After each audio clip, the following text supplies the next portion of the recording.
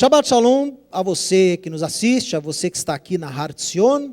A porção de hoje, muito especial, é a porção Pinchas, você pode dizer Pinchas, que na sua Bíblia está transliterado como Finéias, mas o nome desse indivíduo é Pinchas, e a história dele, uma história curta, mas muito especial, encontra-se em Números Bemidbar, capítulo 25, a partir do verso 10, nós vamos estudar algumas coisas relacionadas à história de Pinchas, no nosso portal na internet, no youtube.com/TV Sião Brasil, ou no site atvsião.com, há estudos anteriores, dos anos anteriores, onde nós discutimos mais a respeito do personagem, da pessoa de Finéias, de Pinchas, mas hoje nós abordaremos um outro aspecto dessa paraxá, que ainda não foi abordado aqui nessa casa.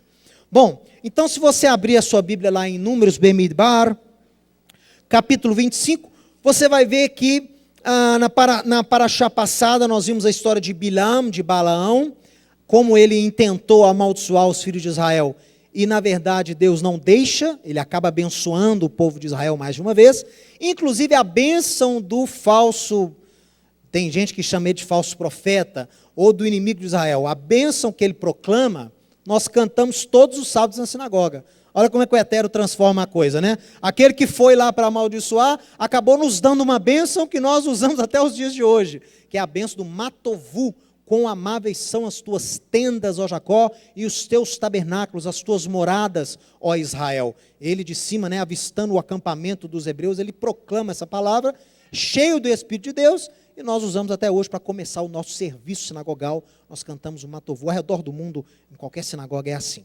Bom, só que Balaão, como não conseguiu atacar o povo de Israel, através de um ataque espiritual, de fora, ele, muito inteligente e astuto, dá o conselho para que Israel seja atacado e desqualificado de dentro. Foi a doutrina de Balaão. Qual foi a doutrina de Balaão? Ele orienta o rei Balaque para enviar ao acampamento dos hebreus bonitas, sensuais midianitas. E essas midianitas não teriam apenas o intuito de seduzir os hebreus.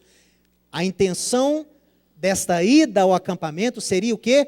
Contaminar Israel com a idolatria. Essa divindade que os midianitas adoravam, chamada Baal Peor, era uma divindade que cultuava-se o sexo, era uma divindade voltada a orgias sexuais. Então essas mulheres invadem ali Israel, seduzem os hebreus e contaminam-os com a idolatria, a adoração a esse Baal Peor. Isso gera uma praga da parte de Deus, muitas pessoas começam a morrer, e nessa situação caótica, Israel perecendo, pecando aos olhos do Eterno com a idolatria, um príncipe de Simeão, chamado Zimri, pega uma princesa moabita, chamada Cosbi, e eles vão juntos e desfilam pelo acampamento de Israel, entram na tenda do príncipe, Zimri, e começam a ter ali a sua relação sexual, aos olhos de todo o povo. Na verdade a Torá diz aos olhos da liderança de Israel, aos olhos de Moisés, aos olhos de todos os anciãos, eles desfilam e ninguém sabe o que fazer. As pessoas ainda estavam clamando, pranteando pelas mortes da praga. A praga já estava correndo, quando esse tal de Zimri desfila e num ato público desafia a índole do Eterno, desafia os princípios do Eterno e toma aquela mulher pagã, contaminada, para deitar-se com elas, para servir de exemplo. O homem era príncipe, ele queria legitimar aquela prática toda. Moisés e Arão, muitos rabinos perguntam, por que eles não fizeram nada? Por que não houve alguém para poder dar liderança de Israel, para tomar uma atitude? Porque a Torá permitia que o judeu tomasse mulheres frutos de guerra. Então, quando você tinha uma guerra e a mulher ficou viúva, o judeu podia tomá-la. Tem lá um processo que a mulher teria que passar para poder virar esposa desse judeu. Então, dizem alguns rabinos que legalmente, juridicamente, Moisés ainda não tinha achado qual seria o pecado, qual seria a gravidade daquela falta de Zimri. mas o fato foi que ninguém fez nada, e, de repente, no verso 7, esse indivíduo chamado Pinhas, que era filho de Elazar, filho de Arão, viu? Ele era sobrinho, portanto, né, de Moisés. Ele, que era da família sacerdotal, o filho de Elazar, ele se levanta do meio da congregação, pega uma lança, entra na tenda onde os dois estão tendo uma relação e perfura e mata os dois juntos, um em cima do outro, atravessa a lança, atravessa os dois. Imediatamente, quando houve a morte dos dois, olha o que acontece.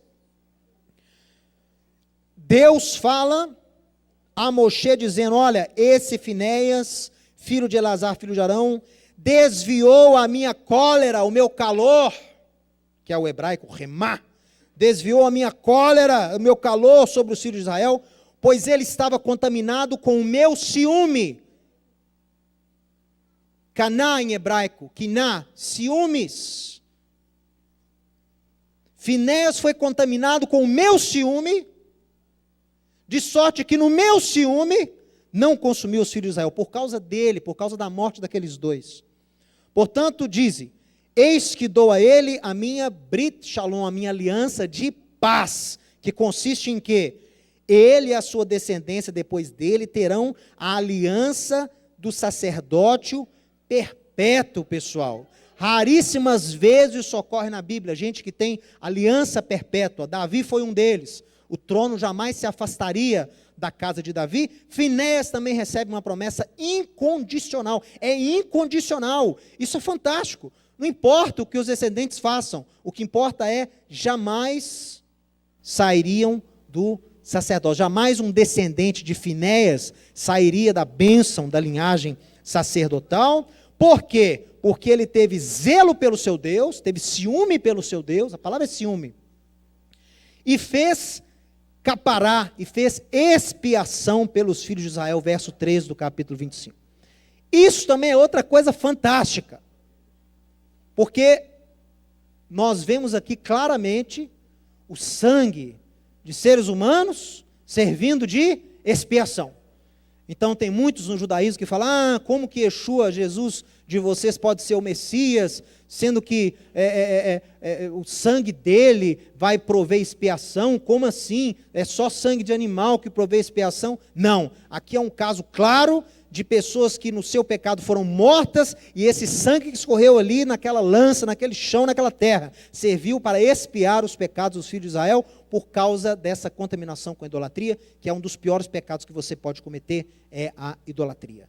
Então nós temos a curta história desse Finéias.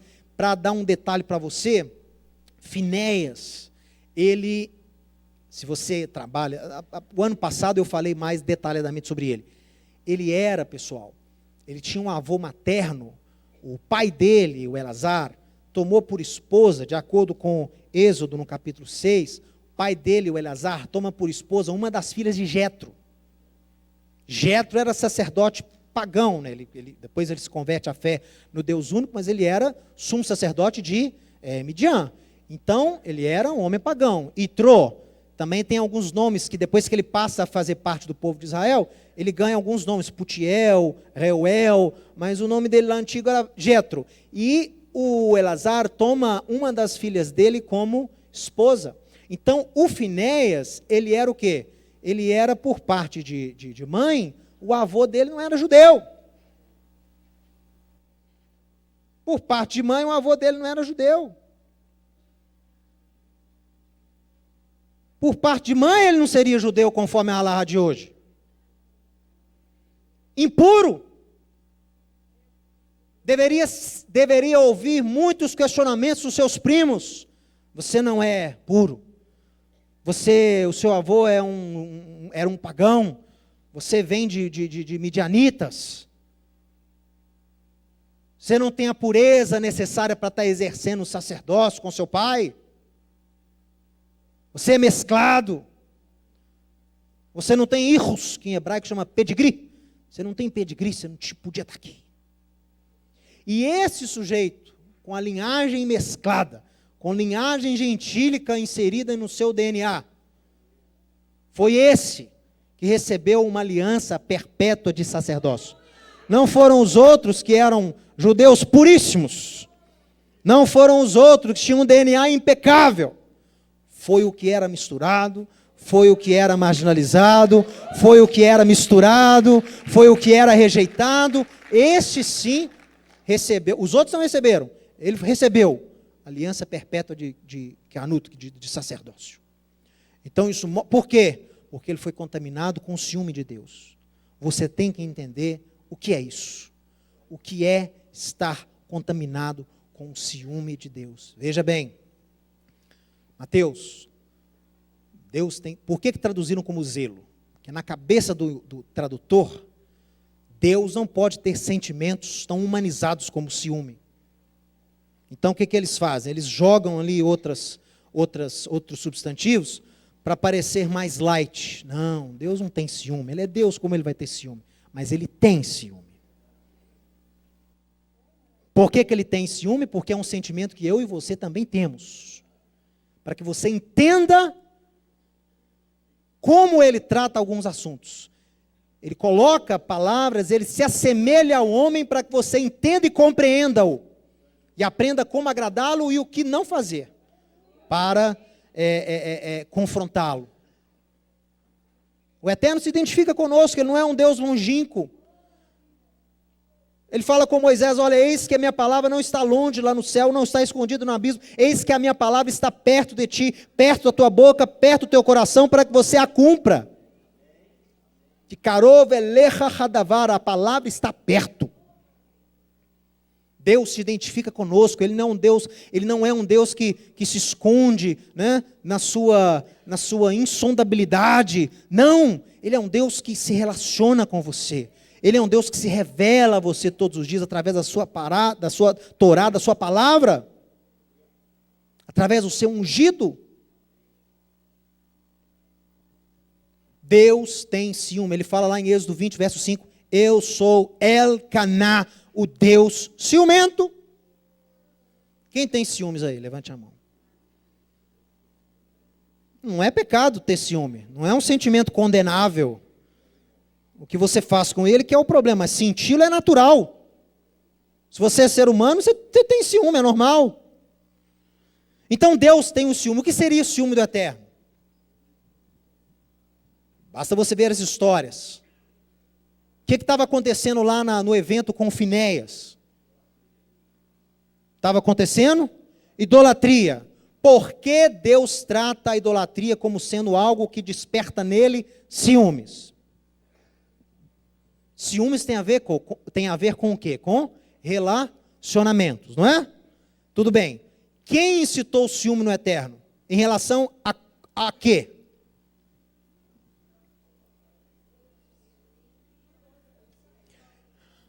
Por que a idolatria desperta o ciúme em Deus?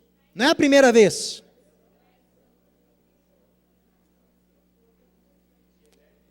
Por que o Eterno trata o seu povo como a sua noiva?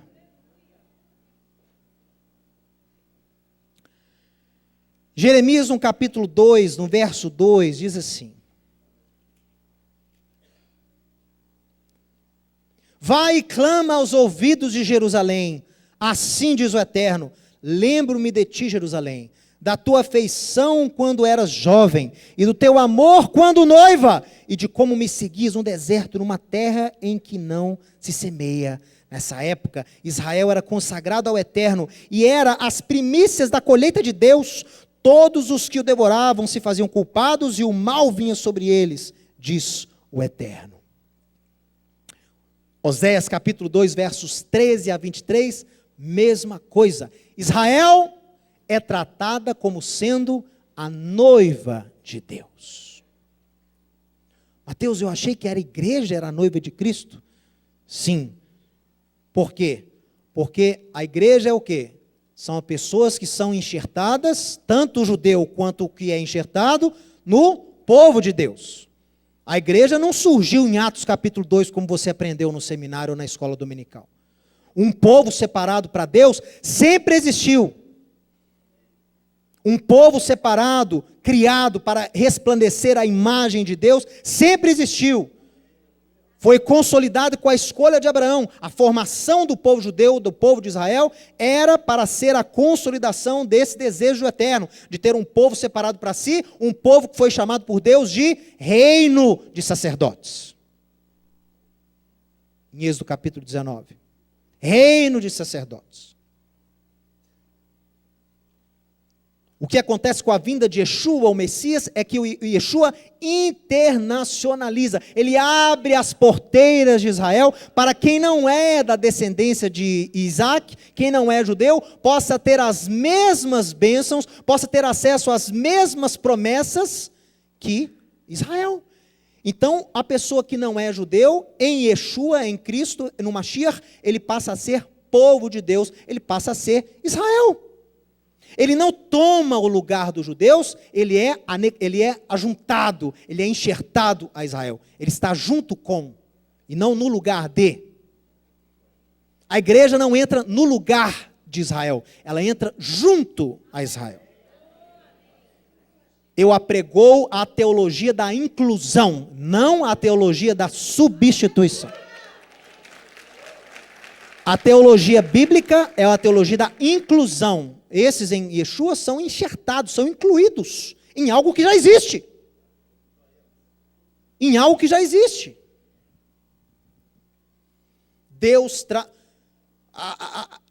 Quando Deus revela a nova aliança, em Jeremias 31, a partir do verso 31, ele diz o quê? Eis que vou fazer com Judá e com Israel uma nova aliança.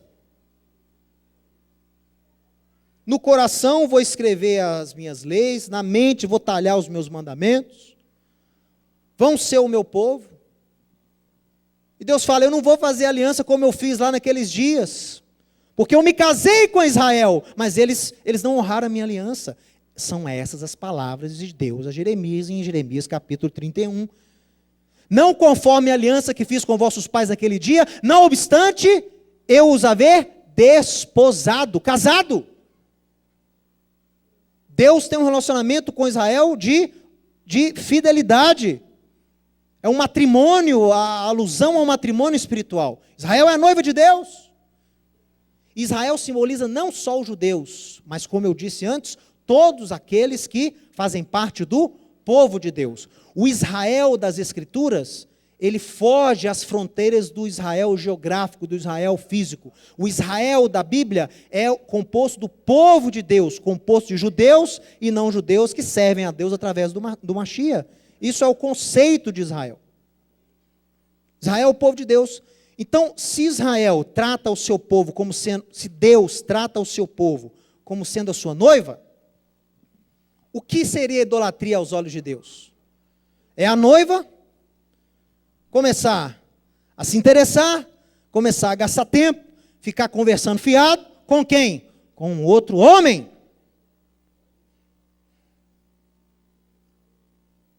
Nas Escrituras, idolatria é tratado por Deus como um pecado de adultério. Por isso que Deus, você desperta em Deus quando você é idólatra, você desperta o que em Deus? Ciúme. Porque nenhum homem vai querer ver a sua esposa se engraçando com outro homem. E isso desperta em Deus o seu ciúme. E a Bíblia diz que o Finéias foi cheio do ciúme de Deus. Olha isso. Foi uma terceira parte. Você tem o marido, a esposa, e a esposa se engraçando com outra pessoa. Não foi o marido que tomou atitude, foi um terceiro. Por quê? O terceiro, amigo do marido, vê aquela situação e faz o quê? Toma uma atitude. Ele não vai deixar, porque ele é fiel ao marido, ele é fiel à esposa, ele é amigo do casal, ele não pode ver aquela situação acontecendo. Ele não pode ser conivente com aquela imagem, com aquela situação de adultério. Se você conhece um casal e você tem consciência, tem conhecimento que uma das partes está adulterando, você não pode ficar calado. Ou você procura o marido, ou você procura, ou procure alguém. Mas você não pode ficar com isso para si. Você é conivente com o erro. Finéias foi contaminado com esse ciúme de Deus. Foi lá e acabou com a história. Fez um ato público para que aquela fornicação parasse em Israel. Aquela sem vergonhice, como nós diríamos aqui em Minas Gerais. E com gente sem vergonha, você tem que ser enérgico. Não pode ser diálogo, não. Não tem diálogo, não. Por que eu digo essa expressão? Porque era um pecado à vista. Não foi um mero adultério. Vários judeus estavam fazendo a mesma coisa que Zimri. Mas por que ele foi punido daquela forma? Porque primeiro ele era exemplo, ele era líder, ele era príncipe. Segundo, foi um ato público. Ele quis que fosse um ato público. Então tem diferença de pecado e pecado. Esse foi um pecadão, se você quiser. Todo mundo estava fazendo, mas ele fazendo, na situação que fez, foi muito pior do que o seu próximo. E Deus o puniu da mesma forma. Mas teve um homem que também foi contaminado pelo zelo do Eterno. E é inclusive parte da porção da Brit Hadashah de hoje. Abra sua Bíblia em João.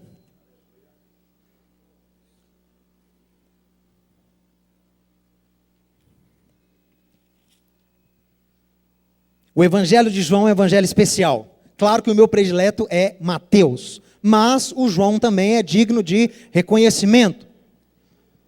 Não, Mateus é o primeiro. Os pais da Igreja Católica chamavam o Evangelho de Mateus de o Evangelho dos Hebreus. Precisa falar mais alguma coisa? Evangelho dos Hebreus, né? Era levita, né? Olha só, preste atenção. O Evangelho de João não é sinóptico. Por que ele não é sinóptico? Porque ele não segue a mesma sequência cronológica que os outros. João tem uma cronologia um pouco diferente dos outros. E esse evento que nós vamos estudar faz parte desse desencaixe. Nos outros evangelhos, esse evento aparece mais tarde. Em João, ele aparece logo depois do milagre de Yeshua lá em Caná. Que olha que legal, Caná da Galileia. Caná quer dizer zelo. Tem muito a ver com a porção de hoje, que é o zelo do Eterno. Mas a história começa com Yeshua começando o seu ministério lá em Caná. Caná fica o quê? Ao norte de Nazaré, né? Uns 20 quilômetros ao norte de Nazaré. Foi achada as ruínas de Caná, foram achadas. Inclusive foram achados alguns vasos lá, que dizem alguns arqueólogos muito empolgados que foram os vasos que Yeshua usou na festa, na boda de casamento. Aí eu acho que é forçar um pouco, mas pelo menos são da mesma época, poderiam ser vasos como aqueles. Enfim, Yeshua estava lá em Caná, na Galileia, e tem lá a festa de casamento. Festa de casamento são vários dias, e num determinado ponto lá no decorrer da festa, o vinho acaba. E aí era vinho mesmo, era suco de uva. Me perdoe os batistas, me perdoe aqui, presbiteriano não, presbiteriano bebe, mas os batistas me perdoem, que vocês não bebem vinho, mas era vinho mesmo, né? Era vinho mesmo, e aí o vinho acaba, e a mãe de Yeshua, meu filho, o negócio é agora, que hora melhor para você poder fazer um milagre aqui, resolve essa situação aí, não pode ter festa, não pode ter festa no judaísmo sem vinho, isso é uma catástrofe, porque vinho é sinal de alegria, festa no judaísmo sem vinho não é festa. E aí Yeshua soube dessa gravidade, falou, peraí, não posso deixar isso acontecer. A mãe veio falar com ele, ele meio que falou, não, calma, você, né, que tenho eu contigo, ou seja, você não pode ordenar a hora que eu começo, que eu não começo, porque ele não havia ainda iniciado oficialmente seu ministério. Mas acaba que ele acha que acata, né, a palavra da mãe, e aí ordena lá, que você conhece a história. E aí o mestre da festa diz, puxa vida, alguém vai falar com o mestre da festa, você está de parabéns, as pessoas servem nas festas que eu vou, o melhor vinho primeiro, e depois o vinho pior, mais barato, no final. Por quê? Porque a galera já vai estar calibrada, e aí quando você acabar o vinho bom, que você vai servir o vinho ruim, ninguém vai perceber que é vinho bom, que é ruim. Mais uma prova que o que Yeshua fez foi vinho. Se fosse suco, não teria sentido o que foi falado para o mestre, o dono da festa. Mas ele falou, você não, você está de parabéns. Você deixou o melhor vinho por último, que era o vinho que Yeshua tinha feito. Né? Depois desse evento, 3 dias depois,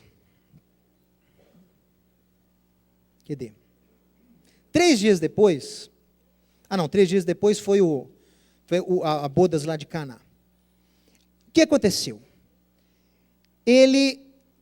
Yeshua estava aproximando o Pêssar, aí ele foi para Jerusalém. Não foi a última Pêssar, foi uma Pêssar, uma festa de Páscoa. João capítulo 2, verso 13. Estando próximo à Páscoa dos judeus, subiu Yeshua para Jerusalém. E encontrou no templo os que vendiam bois, ovelhas e pombas, e também os cambistas, todos assentados. Tendo feito um chicote de cordas, expulsou todos do templo, e também expulsou as ovelhas e os bois. Derramou no chão o dinheiro dos cambistas, virou as mesas e disse aos que vendiam as pombas: tirai daqui essas coisas, não façais da casa do meu pai uma casa de negócio. Lembraram-se os seus discípulos do que está escrito no Salmo 69. O zelo da tua casa me consumirá. Ciúmes. Ciúme. Perguntaram-lhe, pois, os judeus: que sinal nos mostra para fazer essas coisas? Yeshua lhes respondeu: destruí esse santuário e em 3 dias o reconstruirei. Replicaram os judeus: em 46 anos esse santuário foi edificado, e tu em 3 dias vai levantá-lo? Ele, porém, se referia ao santuário do seu corpo, referia-se à ressurreição, não é? Quando, pois, Yeshua ressuscitou dentre os mortos, lembraram-se os seus discípulos do que ele dissera, e creram na Escritura e na palavra de Yeshua. Então você vê que teve muito discípulo judeu que só foi crer mesmo depois da ressurreição, e eles começaram então a conectar os pontos, a juntar as peças, um quebra-cabeça de tudo que Yeshua tinha falado, das Escrituras que ele tinha citado, das suas próprias palavras, depois foi fazer sentido. Mas o interessante é o seguinte: o que despertou o zelo de Yeshua nessa ocasião? Vocês conhecem a história, todo mundo aqui já ouviu o sermão sobre essa passagem. Tem várias pinturas, né, de Yeshua com chicote. Eu achava engraçado porque as pinturas que a gente vê na arte cristã, Jesus nas outras ocasiões é sempre um sujeito muito meigo, magro, né, delicado, meio assim franzino. Mas nas pinturas que eu vejo sobre esse negócio do templo, desenha ele parecendo um Schwarzenegger, com o chicote na mão, todo musculoso, virando as cadeiras, chutando pomba, chutando carneiro. Interessante. Mas o que despertou isso em Yeshua? O que despertou esse zelo? Os discípulos falam, atestam a ele: o zelo do Eterno, o zelo pela tua casa me consumiu, tomou conta de mim, me comeu no hebraico, né? O original fala: o zelo me comeu, me consumiu. O que fez o Yeshua fez ser consumido pelo zelo do Eterno nessa ocasião? O segredo está nas palavras que ele diz. Os outros evangelhos, Mateus, acho que no capítulo 21, relata a mesma história. E lá, Yeshua fala, alguns teólogos falam que não foi a mesma expulsão. Tem gente que acha que teve mais de uma expulsão dos cambistas do templo, porque João menciona logo essa aqui no início do ministério, e Mateus e Lucas falam que foi depois, mais próximo da última Páscoa dele. Se foi uma só, se não foi uma só, não interessa. Interessa que o relato que Mateus faz dessa passagem, Yeshua fala o seguinte: olha, não façam da casa do meu pai um covil de ladrões e salteadores, principalmente, é a expressão que é usada ali no grego. Não façam da casa do meu pai um covil de salteadores. Primeiro, casa do meu pai. É uma expressão que Yeshua usa mais de uma vez, principalmente em João, para se referir a quê? Para se referir ao templo. Ok? Ao templo. A casa de Deus. O templo era conhecido como a casa de Deus. Beit Adonai, casa de Deus. Davi inaugura em Israel um pensamento que até então as pessoas não tinham. Davi começa a dizer o seguinte, em alguns salmos que ele escreve, ele relata aspirações, que ele diz coisas como, quem habitaria na casa de Deus? Olha que interessante.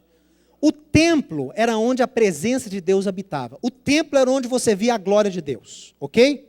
Você via a lei de Deus sendo ensinada. O templo era o local ideal para alguém se viver próximo a Deus, no templo. Então, Davi inaugura um pensamento em Israel que é o seguinte: quem deras você vivesse uma vida tão próxima de Deus, vendo a glória de Deus todos os dias, vendo os milagres de Deus todos os dias, sentindo o eterno na sua vida todos os dias. Quem dera você vivesse uma vida assim, que seria como você estivesse o quê? Vivendo numa casa do lado, num puxadinho do lado do templo. Imagina você morando num puxadinho ao lado do templo. Imagina você morando numa casa ao lado do templo. Olha que glória que seria isso. Você vendo aquelas coisas todas, né? José escreveu que abençoado o homem que viu o templo na glória do segundo templo, né? Que era tudo de mármore branco, e os judeus subindo das nações, várias nações, e o holocausto ali constante. Então é uma coisa maravilhosa. E aí Davi inaugura isso. Quem dera se você vivesse uma vida com Deus tão próxima, como se você morasse do lado dele. Você é vizinho de Deus, não é a casa dele? Você vai montar uma casa do lado. Olha esse pensamento. E Davi fala isso várias vezes. Por exemplo, ele fala no Salmo 132, no Salmo 27, verso 4. Quem habitará no monte santo do Senhor? Então, o judeu tem essa imagem. Morar na casa de Deus. Olha só, eu tenho que morar na casa de Deus. Quando Yeshua expulsa aquelas pessoas dali, quero deixar claro para você que eles não estavam dentro do templo. O templo tinha uma área de escadaria. Esse templo que Yeshua visitava, Herodes construiu um arco, uma passagem com escadarias que dava à área do templo, a esplanada do templo. E nessas escadas, por alguma razão, as pessoas desenvolveram o costume de comercializar os animais que o ofertante deveria trazer ali. O judeu não trazia o animal lá da Galileia para oferecer em Jerusalém. Ele levava o dinheiro, chegava lá na porta do templo, ele fazia o quê? Ele comprava um animal. Não vai viajar com um animal, só se fosse fruto da terra, aí tinha que viajar desde lá. E mesmo assim, você podia vender lá o fruto, pegar o dinheiro, chegar aqui, comprar, trocar por oferta. Podia fazer isso. E outra coisa, o templo tinha uma taxa que você pagava para você entrar. Era uma oferta, uma taxa templária. Em Êxodo, o livro de Êxodo estipula essa taxa. Essa taxa tinha que ser numa moeda cunhada pelo templo. Era chamado de hetzi shekel, meio shekel. Como é que fala em português? Ciclo de prata. Meio ciclo de prata era a moeda que o templo cunhava, e o templo, o porteiro do templo, só aceitava essa moeda. Então, se você vinha de outras províncias com outro dinheiro, você tinha que trocar na porta do templo para você pegar a moeda do templo para poder entrar no templo. Daí a presença dos cambistas. Isso é que o cambista fazia. Ele trocava o dinheiro de fora na moeda templária. E os vendedores de animais. Essas pessoas ficavam ali nas escadarias, na área que dava ao templo. Só que a coisa ficou muito fora de controle. A coisa fugiu ao controle. E Yeshua tem, então, o quê? Um zelo pela casa do Eterno, um local de adoração, um local que os profetas dizem que seria chamada casa de oração para todos os povos, virou covil de salteador. E Yeshua, quando diz essa expressão, até mesmo em João, quando ele fala, olha, não façam da casa de meu pai uma casa de comércio. Yeshua está citando o profeta Jeremias.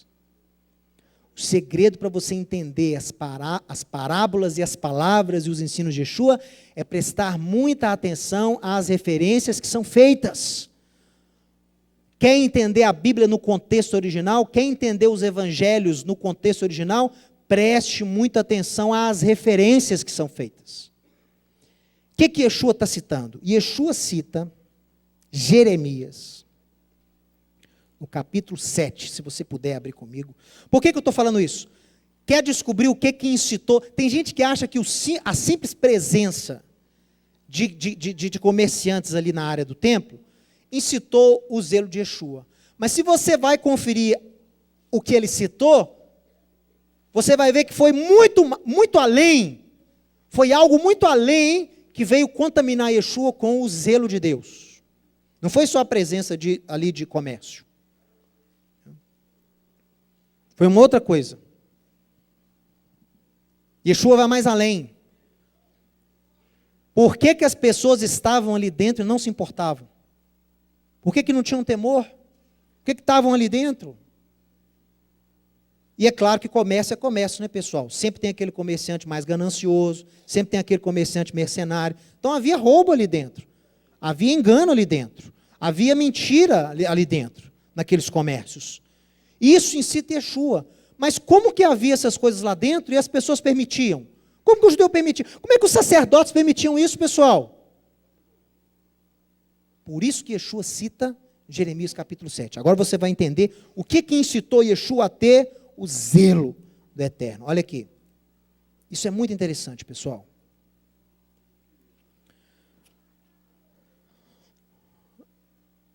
Na minha Bíblia, como é que chama esse camarada? O Russell Shedd fez uma paráfrase aqui, fez um título do capítulo 7. O templo não protege a nação iníqua. Está certo. Está muito certo. Olha a palavra que Deus dá para Jeremias. Primeiro, olha aqui para mim. Jeremias é aquele profeta dramático. Ele gosta de um drama. As mulheres vão se identificar muito com ele. Ele é dramático, ele ia dar a palavra sobre o templo. E aí Deus dá uma estratégia para ele, conhecendo a personalidade dele, Deus fala com ele: ô Jeremias, vai fazer o seguinte, você vai falar contra o templo. Contra o templo não, você vai falar contra a atitude de algumas pessoas no templo. Para isso, você vai se colocar a entrada da principal porta do templo. E você vai ficar lá na porta. E todo mundo que estiver passando para entrar, para oferecer sacrifício, você vai dizer o seguinte. Verso 2. Põe-te à porta da casa do Eterno e proclama ali esta palavra. E dize: ouvi a palavra de Adonai, vocês de Judá, vocês os que estão entrando por essa porta para adorares ao Senhor. Assim diz o Senhor dos Exércitos, o Deus de Israel: emendai os vossos caminhos e as vossas obras, e eu vos farei habitar neste lugar. Olha, lembra que eu falei do sonho do judeu que temia a Deus? Morar na casa de Deus? A palavra foi: se vocês endireitarem o seu caminho, os seus caminhos, se vocês andarem corretamente, eu vou fazer vocês morarem aqui. Para o judeu, não há promessa melhor do que essa. Você vai transformar a minha vida como se eu morasse em anexo à casa de Deus? É tudo que eu quero. Mas tem um porém. As palavras de Jeremias. Imagina o pessoal entrando no templo e o profeta lá na porta, gritando. Se fosse hoje, seria um doido, né? Você chamaria a polícia na mesma hora. Alguém na porta de uma congregação, na porta de uma igreja, gritando coisas parecidas. Mas olha o que ele continuou falando.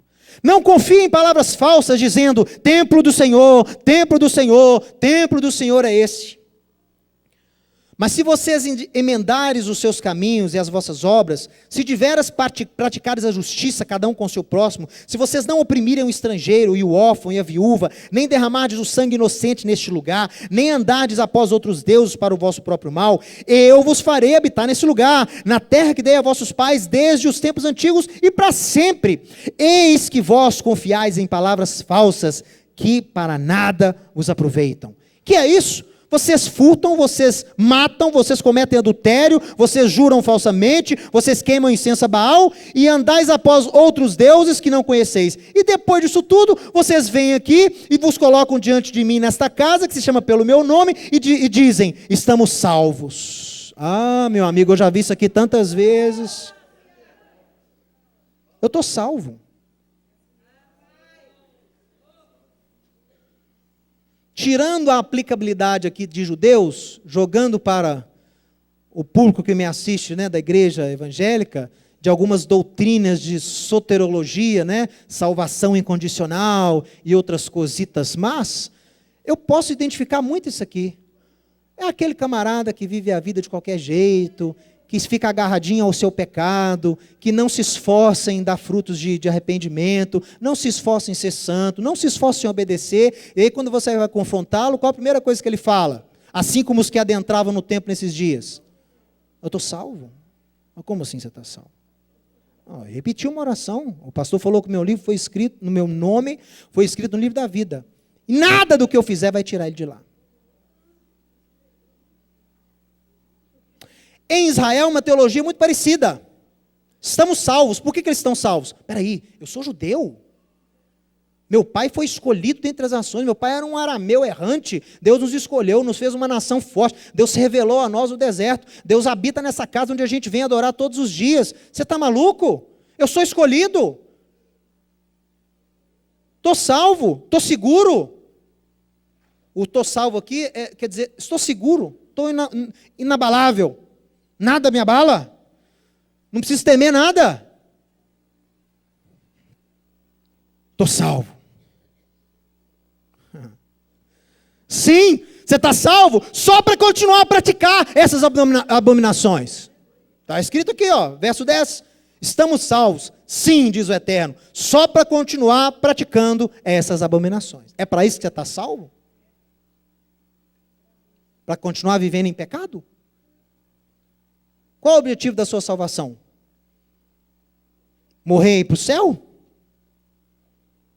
Não, Yeshua garantiu que na casa do Pai há muitas moradas. Meu amigo, Yeshua fala isso já em João capítulo 14, com esse pensamento que ele já tinha falado aqui, que Davi falava de o quê? De habitar próximo à casa de Deus. Casa de meu Pai é o templo. Yeshua fala isso várias vezes. Casa do meu Pai para ele é o templo, não é o céu. Ah, na casa de meu pai há muitas moradas, eu vou preparar lugar para vocês. Aí o sujeito fica imaginando que Yeshua vai fazer para ele lá no céu uma mansão celestial, para quando ele morrer, ele ir morar numa mansão celeste no céu. Isso é errado. Essa doutrina não é bíblica. Ninguém morre e vai morar no céu, isso não existe.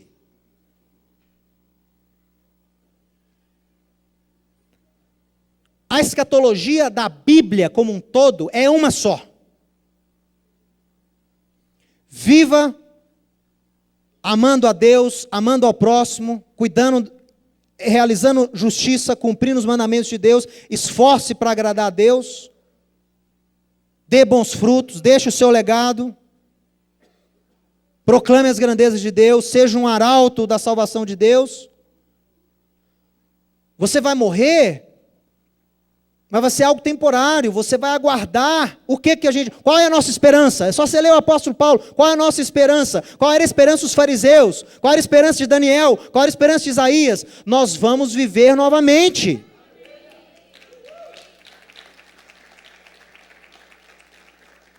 Basta ler. Você vai viver novamente. O grande trunfo da fé que nós temos é a ressurreição. Se não houver ressurreição, estou lascado. Então o futuro, por isso que o crente, também o judeu não estuda muito não gosta de estudar escatologia. Por quê? Porque é uma coisa que coloca em xeque muita coisa que é apregoado hoje. Se você estuda a escatologia bíblica, judaica, no contexto original, bíblica, que Yeshua e os apóstolos proclamavam, você vai ver, haverá então a ressurreição, entendeu? Os que morreram em Deus, em Yeshua, ressuscitam. Os que estão vivos vão passar por um processo de transformação para encarar essa nova etapa da vida nesse planeta. Você ressuscita para quê? Para ir para o céu? Céu precisa de gente ressuscitada? Não, você ressuscita para viver aqui.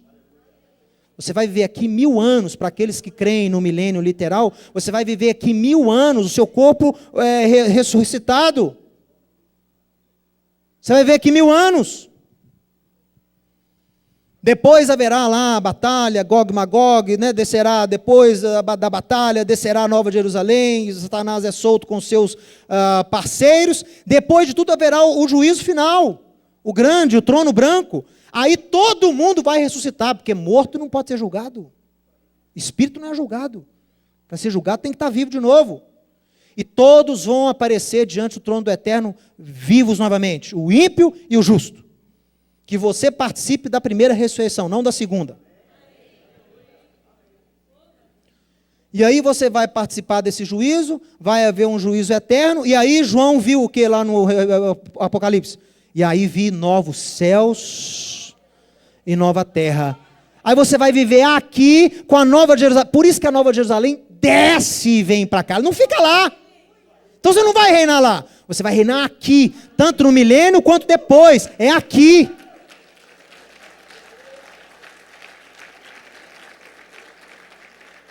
Meu amigo, o céu é aqui. Não fica querendo sair daqui rápido não, porque você vai dar com os burros na água. Você vai voltar para cá.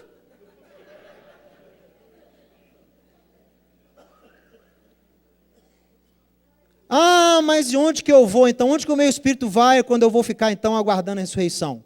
Fico consciente, não fico consciente, vou conversar com meus parentes, com Paulo, com Pedro, com Abraão, não vou morrer e vou despertar, já vou estar ressuscitado. Eu não sei. A tradição judaica, né, nem a Bíblia, é a tradição judaica, que muitos pastores são contra, a tradição judaica diz que há um lugar chamado terceiro céu, ou seio de Abraão, ou Pardes Paraíso. Que neste local as pessoas aguardam a ressurreição. Se lá ficarão conscientes ou não, eu não sei. E quer saber? Não me interessa. Se eu tiver consciente vai ser bom. Eu vou poder tirar muitas dúvidas. Paulo vai ser o primeiro que eu vou ficar na fila para conversar com ele. Vou esclarecer muitas dúvidas. Mas se não, não tem problema. Por isso que quando um de nós morre, Paulo fala, vocês têm que se consolar uns aos outros com essa esperança, na esperança da ressurreição. Por isso que o símbolo do farisaísmo, nos primeiros séculos, antes até de Yeshua, era o peixe. Porque é uma alusão ao sinal de Jonas. Qual é o sinal de Jonas? Jonas morreu no ventre do peixe e Deus o ressuscita ao terceiro dia. Ele não morreu não, basta você ler a oração dele, você vai ver que ele morre. Lê a oração dele. Ele fala, eu morri, o Senhor me trouxe da sepultura. Se Jonas ressuscitou para cumprir o propósito eterno, o fariseu dizia, assim também nós ressuscitaremos para reinar com o eterno. Então o símbolo em todo o ossuário de fariseu era um peixe. Mateus, eu achei que os cristãos tinham inventado o peixe no cristianismo. Que nada, meu amigo, foi fariseu. Você é mais fariseu do que você imagina. Andando com um símbolo farisaico no seu carro.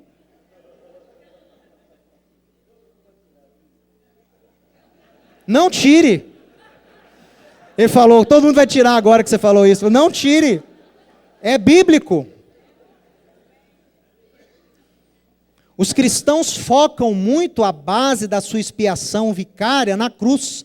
A cruz não foi o ponto final. A cruz foi uma etapa. O ponto final que a gente aguarda e a nossa vitória está nele é a ressurreição de Yeshua, não é a cruz. A cruz foi importante, mas foi uma etapa. Se ele tivesse acabado a história ali na cruz, você seria um derrotado hoje. Mas porque Yeshua ressuscitou e o túmulo está vazio, aí está a minha vitória. É na ressurreição que se encontra a nossa vitória e não na cruz.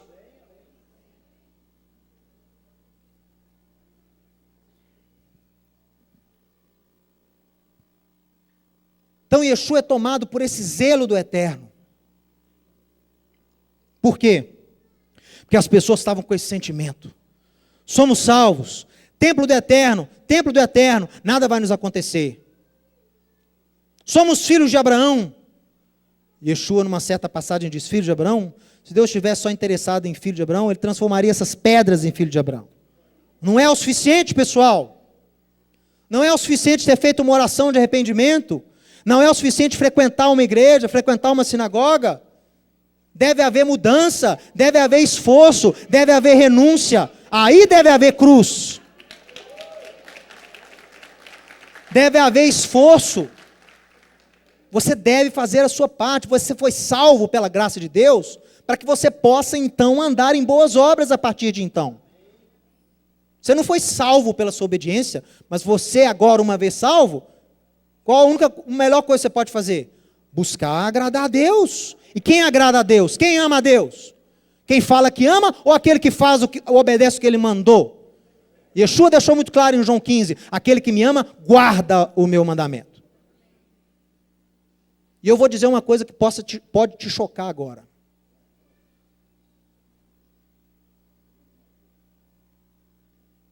Nós não podemos, principalmente no meio cristão, não podemos menosprezar a importância da obediência como um dos pilares da nossa fé. A graça não é o único pilar da nossa fé, nunca foi. A graça deve estar associada ao poder de Deus para te libertar do pecado e te dar nova vida, sendo você um não merecedor, não tendo nada para oferecer a Deus, em troca você recebeu de graça. Pelo amor de Deus, pelo favor de Deus na sua vida. Isso é graça, favor imerecido. Uma vez alcançado, uma vez salvo, uma vez feito filho de Deus, ande em boas obras. Busque o reino de Deus. Obedeça aos mandamentos de Deus, esforça-te. Tem mandamento, tem que esforçar para guardar.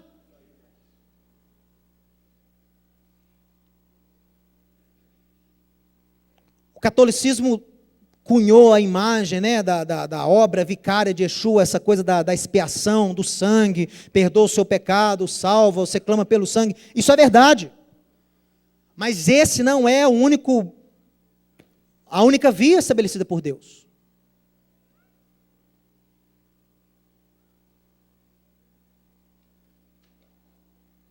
Há outras formas. Há outras formas de você alcançar a salvação. Yeshua, o sacrifício dele na cruz, no madeiro, é sim algo sine qua non. Você tem que passar por lá. Mas não ache que uma vez só, tendo clamado por esse sangue, tendo sido liberto, que você agora está livre para fazer o que quiser. O que eu disse agora, que não é uma única forma de você experienciar a salvação da parte de Deus, está baseado no autor de Hebreus. Não fui eu que disse isso. Eu sei que eu choquei muitos. Mas fique tranquilo. Preste atenção. Hebreus capítulo 5, se você puder ler, nós vamos encerrar com essa passagem. Capítulo 5 é um capítulo muito interessante. O autor faz muitas alusões a símbolos do Antigo Testamento, da Torá, da Torá. E aí, ele faz o seguinte, ele começa dizendo no capítulo 5, que quando uma pessoa é escolhida para ser sumo sacerdote, a escolha não é da pessoa. A escolha não provém da pessoa. Não é a pessoa que se auto-escolhe. A escolha vem de Deus, ok? O sumo sacerdote, ele é tirado de dentre os homens, ele é treinado para oficiar, para oferecer a Deus sacrifícios e dons. Verso 2, e é capaz de condoer-se dos ignorantes e dos que erram, porque ele também está rodeado de fraqueza. Por isso, quando ele vai oferecer o sacrifício pelos outros, ele tem que oferecer o sacrifício para os pecados dele também. Ok? Ninguém, pois, verso 4, toma essa honra de sacerdócio para si mesmo, senão quando é chamado por Deus, como aconteceu com Arão. Todo mundo concorda até aí? Continue. Assim também o Mashiach, a si mesmo não se glorificou para se tornar sumo sacerdote, mas glorificou aquele que lhe disse. Quem é que glorificou o Yeshua? Aquele que disse, tu és meu filho, hoje te gerei. Como em outro lugar, citação do Salmo, como em outro lugar também diz, tu és sacerdote para sempre, segundo a ordem de Melquisedeque, que é a maior função que alguém pode ter de representatividade de Deus no universo, é ser um sacerdote conforme a ordem de Melquisedeque, que antecede a ordem levítica. Ora, ele, Yeshua, presta atenção, ele, Yeshua, nos dias da sua carne, tendo oferecido com forte clamor e lágrimas, orações e súplicas a quem o podia livrar da morte, e tendo sido ouvido por causa da sua piedade, embora sendo filho, aprendeu a obedecer pelas coisas que sofreu. Então olhe para mim. Se você crê que Yeshua andou aqui na terra 33 anos e meio como uma espécie de semi-fantasma, semi-deus, semi-anjo, você está incidindo numa grande heresia. Ele se despojou da sua glória, ele abriu mão da sua glória para viver conosco aqui 33 anos e meio como homem, sujeito às mesmas fraquezas, tentações, desejos e vontades que eu e você. Tanto é que o Filho de Deus aprendeu a obedecer através do sofrimento. Outra coisa, Mas não parou aí não. Verso 8. Embora sendo filho, aprendeu a obedecer pelas coisas que sofreu. E, tendo sido aperfeiçoado, tornou-se autor de salvação eterna para todos os que lhe obedecem.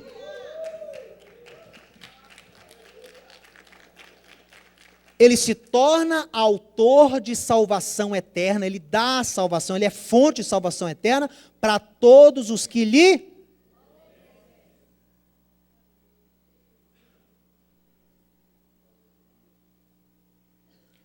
Não creio que o autor de Hebreus está substituindo a obra vicária de Yeshua com essa frase, mas o que ele está dizendo é o seguinte, que obedecer é tão importante quanto crer.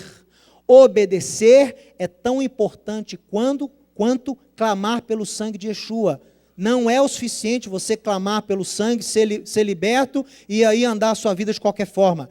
Deve haver um esforço da sua parte, deve haver uma preocupação da sua parte em obedecer. E o autor, é claro, se ele escreveu isso aqui inspirado, eu sou obrigado a acatar.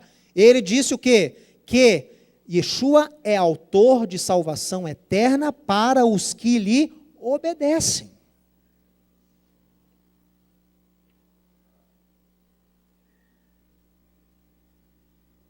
Você tem que se preocupar em guardar os mandamentos de Deus dados a você.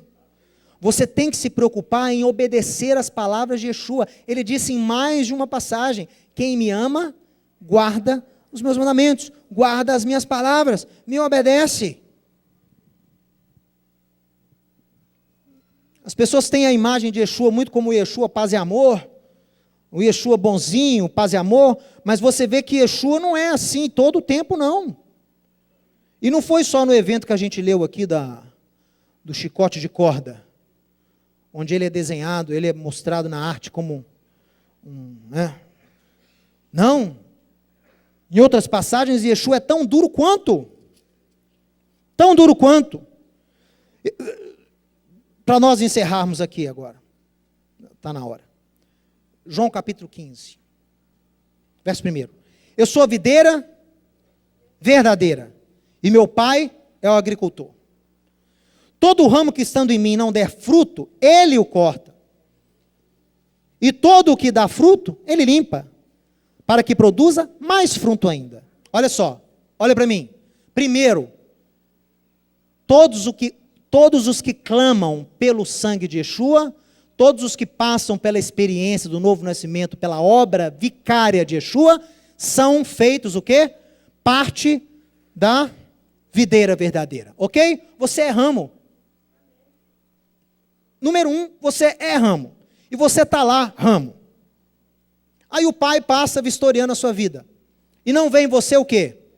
Obediência. Chance, após chance, após chance, após chance, após chance. E você não quer saber. Estou salvo. Templo do Senhor, templo do Senhor. Aí, o pai vem e faz o quê? Meu irmão, essa é palavra dura, isso aqui você não vai ouvir em qualquer lugar não. Esse discurso não é politicamente correto, vai contra o que você aprendeu na teologia. O pai vem e corta. O ramo que não está dando fruto. E o que está dando fruto? Corta também. Mas para quê? Para produzir mais. Se você interpretar o corte aqui como sendo tribulação, então o que dá fruto e o que não dá, os dois estão sofrendo tribulação do mesmo jeito. Só que um está sendo aprimorado, o outro está sendo... Mas espera aí, vocês já estão salvos pela palavra que vos tenho falado. Permaneçam em mim e eu permanecerei em vós. Condicional. Yeshua jamais vai te jogar fora, mas você pode abandonar aquele que te salvou? Lógico que pode. Você tem livre-arbítrio, meu irmão.